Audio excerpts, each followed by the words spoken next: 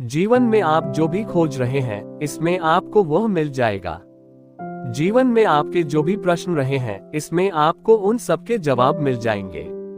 मैं जानता हूं कि मैं ये बहुत बड़ी बात कह रहा हूं, लेकिन आपको जल्दी ही पता चल जाएगा कि मैं ये बात पूरे विश्वास के साथ क्यों कह रहा हूं। मैं अपनी आत्मा की गहराई में ये सत्य जानता हूं कि इस पुस्तक को पढ़ने के बाद आप पहले जैसे इंसान नहीं रहेंगे। परिवर्तन एकमात्र निरंतर चीज है। विकास जीवन की अवश्यंभावी प्रक्रिया है, इसलिए यह असंभव है कि आप इसको पढ़ने के बाद न बदलें। हम उसे नहीं बदल सकते जिसके बारे ये हम जागरूक नहीं हैं, और एक बार जब हम जागरूक हो जाते हैं तो हम बदले बिना नहीं रह सकते। चाहे आप जो भी हो, चाहे आप कहीं भी रहते हो, चाहे आपकी पृष्ठभूमि जो भी हो, चाहे आपने जो भी किया हो या न किया हो, चाहे आपके पास दौलत और ओहदा हो या न हो, चाहे आप मंगली हो या न हो, आप अपने जीवन में पूर्ण शांति, बिना शर्त का प्रेम, पूर्ण संतुष्टि और भरपूर आनंद पा सकते हैं। मैं वादा करता हूं कि यह हमेशा सच है और इसका कोई अपवाद नहीं है, हालांकि आपको शुरुआत में ऐसा लग सकता है। प्रेम की कोई सीमाएं नहीं है। आप जो जवाब खोज रहे हैं, उन्हें पाने के लिए आपको एक खुले मस्तिष्क और एक इच्छुक हृदय की ही जरूरत है। और हाँ, इस पुस्तक की सामग्री को समझने के बहुत व्यावहारिक परिणाम मिलते हैं, जो मेरे कई कोचिंग ग्राहकों को मिले हैं। जैसे उनकी आमदनी 2 से 5 गुना बढ़ी है, उन्होंने अपने व्यवसाय में तेजी से तरक्की की है, उनके संबंध ज्यादा गहरे और सौहार्दपूर्ण हुए हैं, वे आजीवन लतों से मुक्त हुए हैं, उनकी विनाशकारी आदतें अपने आप गायब हो गई हैं और उनके स्वास्थ्य, स्फूर्ति व ऊर्जा में वृद्धि हुई है। जो इस पुस्तक के भीतर के सिद्धांतों को समझ लेते हैं, उनके जीवन में हर दिन ऐसे ही चमत्कार होते हैं। और यह विशाल भंडार की सिर्फ झलक है। इस पुस्तक की बातों को समझने के बाद लोगों का जीवन कितना बेहतर हुआ है और उन्हें कितने चमत्कारी परिणाम मिले हैं, अगर मैं उनकी सूची ही बताऊं तो भी आधी पुस्तक उन चमत्कारों की कहानियों से भर जाएगी जो हर दिन होते हैं। मैं इन बाहरी परिणामों का जिक्र इसलिए नहीं करना चाहता क्योंकि यह इस पुस्तक का उद्देश्य नहीं है।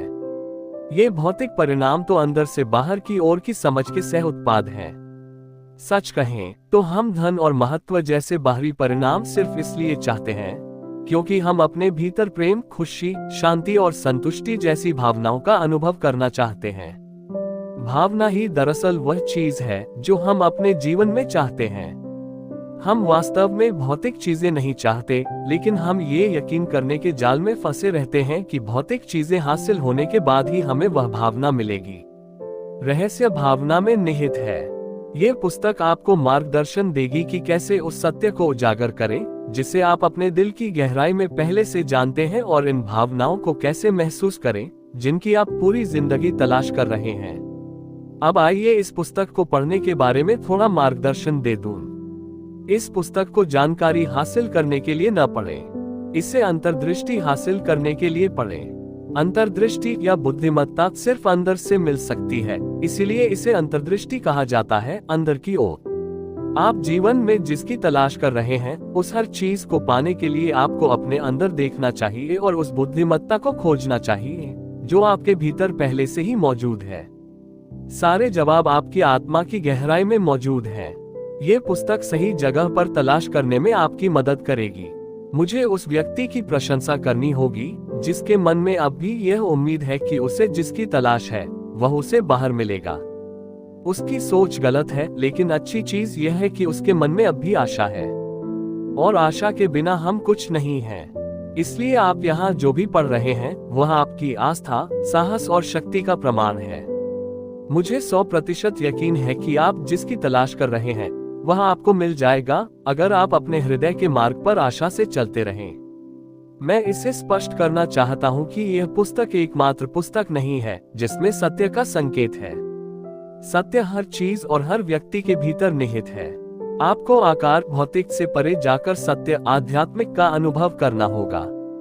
इस पुस्तक में दिए गए शब्द सत्य नहीं हैं, वे सत्य की ओर संकेत करते हैं। शब्दों से परे जाकर स्वयं सत्य को देखें। बौद्धिकता से सत्य को नहीं बताया जा सकता, इसका तो सिर्फ अनुभव किया जा सकता है। सत्य भावना के भीतर निहित है, इसलिए इसे शब्दों में नहीं बताया जा सकता। यदि आप सत्य को पाना चाहते हैं तो शब्दों से परे जाएं और भावना की तलाश करें। जिन लोगों ने सत्य को खोज लिया है उनमें से कई इस भावना का वर्णन पूर्ण शांति, बिना शर्त के प्रेम और जबरदस्त खुशी के रूप में करते हैं। लोग कहते हैं कि यह सबसे परिचित अपरिचित भावना होती है। ऐसा महसूस होता है जैसे आप आखिरकार घर पहुंच गए हैं। जैसे ही आपको ये भावना मिलती है, हर चीज आपके सामने उजागर हो जाती है। इस पुस्तक में मैं ऐसा कुछ नहीं बताऊंगा जो आप पहले से अपनी आत्मा की गहराई में न जानते हो। इसीलिए जब आप सत्य का अनुभव करेंगे तो यह एक परिचित अपरिचित भावना होगी। इसका अनुमान लगाने के लिए अपनी बुद्धि का इस्तेमाल न करें, आप ऐसा नहीं कर पाएंगे।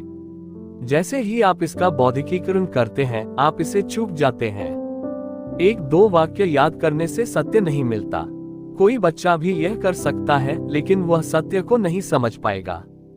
सत्य भावना के रूप में आता है। उस भावना से वह बुद्धि और सत्य मिलेगा जिसकी आप तलाश कर रहे हैं और जो आपको मुक्त कर देगा। हम अंततः इसी की तो तलाश कर रहे हैं, है ना? इस पुस्तक में मैं आपके सामने जो प्रकट करूंगा वह सरल होगा। ये बहुत सरल दिखेगा और आपका मस्तिष्क अहम इससे लड़ने या इसे ज्यादा जटिल बनाने की कोशिश करेगा। ये सोचेगा कि यह इतना सरल नहीं हो सकता। जब ऐसा हो तो आप ये याद रखें कि सत्य हमेशा सरल होता है। किसी जटिल चीज को हमेशा ज्यादा छोटे हिस्सों में तोड़ा जा सकता है। सत्य को ज्यादा छोटे हिस्सों में नहीं तोड़ा जा सकता, यही चीज इसे सत्य बनाती है। इसीलिए सत्य हमेशा सरल होता है। अगर आप सत्य को खोजना चाहते हैं तो सरलता की तलाश करें। सत्य जानने के शुद्ध संकल्प वाले हृदय और खुले मस्तिष्क से यह पुस्तक पढ़ें और आपको हर वह चीज मिल जाएगी जिसकी आप तलाश कर रहे हैं।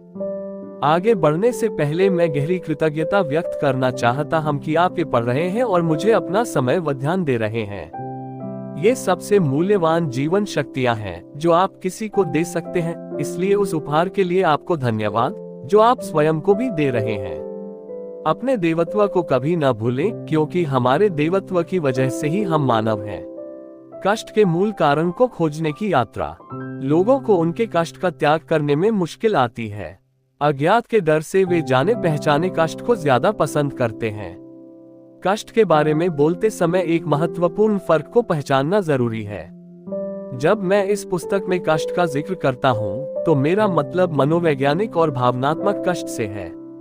आपके जीवन में चाहे जो हो जाए, एक तरीका है जिससे आपको भावनात्मक और मनोवैज्ञानिक कष्ट उठाने की जरूरत नहीं है। मैं यह नहीं कह रहा हूं कि यह कष्ट सिर्फ हमारे दिमाग में होता है या हम इसका नाटक करते हैं। लोगों के साथ हर दिन बहुत बुरी और दुर्भाग्यपूर्ण घटनाएं होती हैं। मैं तो सिर्फ ये कह रहा हूं कि हालांकि हमारे जीवन में बहुत दर्द हो सकता है, लेकिन कष्ट वैकल्पिक है। दूसरे शब्दों में, दर्द से बचना संभव नहीं है, लेकिन कष्ट से बचना संभव है। हम अपने जीवन में होने वाली घटनाओं और परिस्थितियों पर कैसे प्रतिक्रिया करें, ये हम पर निर्भर करता है और इसी से तय होता है कि हम कष्ट उठाते हैं या नहीं। बौद्ध कहते हैं कि जब भी हम अपने जीवन में किसी नकारात्मक घटना को अनुभव करते हैं तो दो तीर उड़कर हमारी तरफ आते हैं। शरीर पर तीर लगने से दर्द होता है, दूसरे भावनात्मक तीर से चोट पहुंचने पर और भी ज्यादा दर्द होता है, कष्ट। बुद्ध ने इसे इस तरह स्पष्ट किया था, जीवन में हम पहले तीर को हमेशा नियंत्रित नहीं कर सकते, लेकिन दूसरा तीर पहले तीर पर हमारी प्रतिक्रिया है, यानी दूसरा तीर वैकल्पिक है।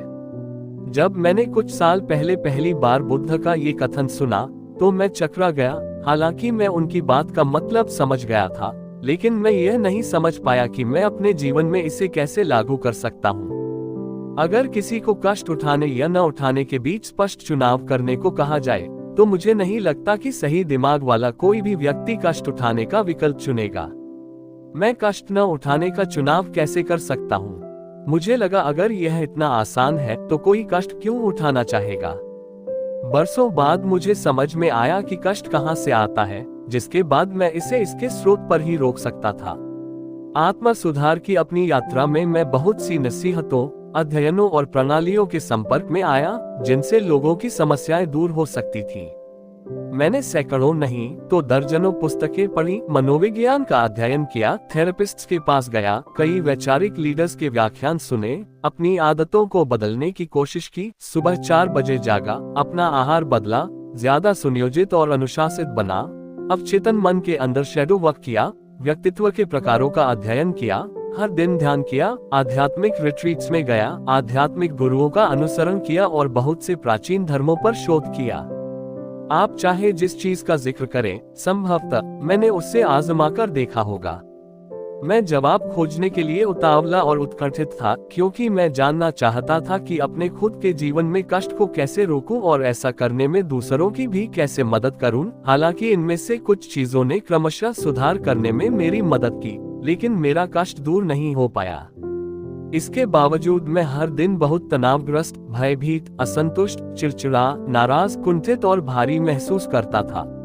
ये सब करने के बाद भी मुझे सही जवाब नहीं मिल पाया था और ईमानदारी से कहूं तो मैं यह अभियान शुरू करने से पहले जितना चकरा रहा था, अब उससे ज्यादा खोया खोया महसूस करने लगा था। मैं उद्देश्यहीन, निराश और दिशाहीन महसूस करने लगा। मैं नहीं जानता था कि अब क्या करना है, कहाँ देखना है या किससे बात करनी है। अपने सबसे अंधकार में दौर में पहुंचने के बाद ही मुझे आशा की झलक दिखी। अचानक बरसों की खोज के बाद मैं अपने पहले मार्गदर्शकों में से एक के संपर्क में आया, जिन्होंने मुझे कोच बनना सिखाया। उन्होंने मेरे सामने इस बात का जवाब उजागर किया कि मैं अपने कष्ट कैसे कम कर सकता हूँ। जवाब इस बात को समझना था कि हमारा मन कैसे काम करता है और मानव अनुभव कैसे बनता है।